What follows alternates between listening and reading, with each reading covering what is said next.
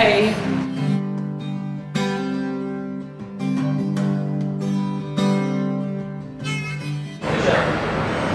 Well, we'd worked for a lot of really good people. We'd worked in some great places, but I think we always decided that at some point we had to do it for ourselves.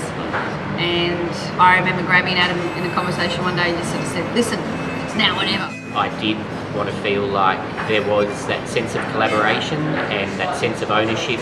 I started keeping a scrapbook of every picture of every place I'd ever been to or wanted to go to, and I think the one thing we gravitated towards was simple and strong at the same time. We wanted a bar that you could sit at for an hour, or a bar that you could have a coffee at for 10 minutes.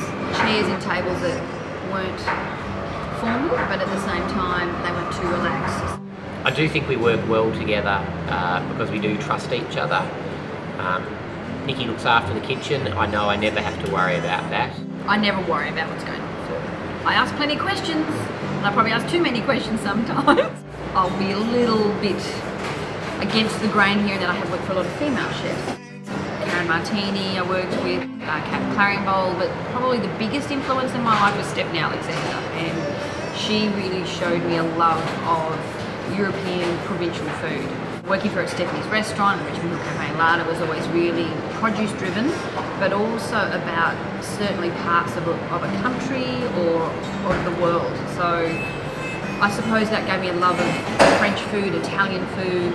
It's provincial style, but it's also very shareable as well. People can enjoy it. And that word doesn't exist.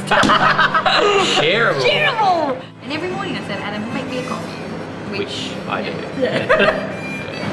The fun part for me is definitely writing the menu. I love being in the kitchen, I love the cooking side of things, being with my chefs.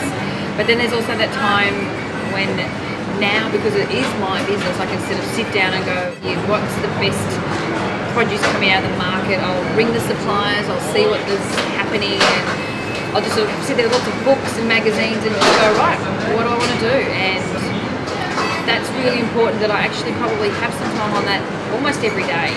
When I'm putting the menu together, I really need to talk to my suppliers, and as much as I'm talking to them every day anyway, it's also about finding out what's just coming, get their knowledge to help me put together a menu, and then I translate that through to the chefs and sort of say to them, all right, we're going to play with this today, what can we do, what can we create?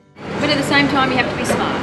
Put together a menu that makes money, that also shows off good ingredients, but it's cost effective. So that's always going to be a challenge in this day and age. But a lot of what I do is very much relaxed food, big robust flavours, and maybe only 2 or 3 things on a plate.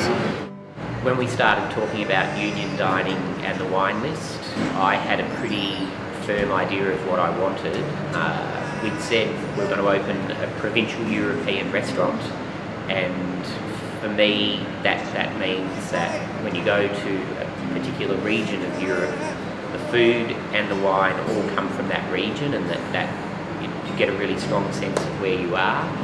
I think that you're drawing a long bow when you do that in Melbourne, but we did want our restaurant to be a version of that. The wines that we chose were those European wines, and then great Victorian examples of that. And I think that if you were, if you had to choose somewhere in Australia to source wine from with Victoria, you can cover almost every base. We really are so lucky here.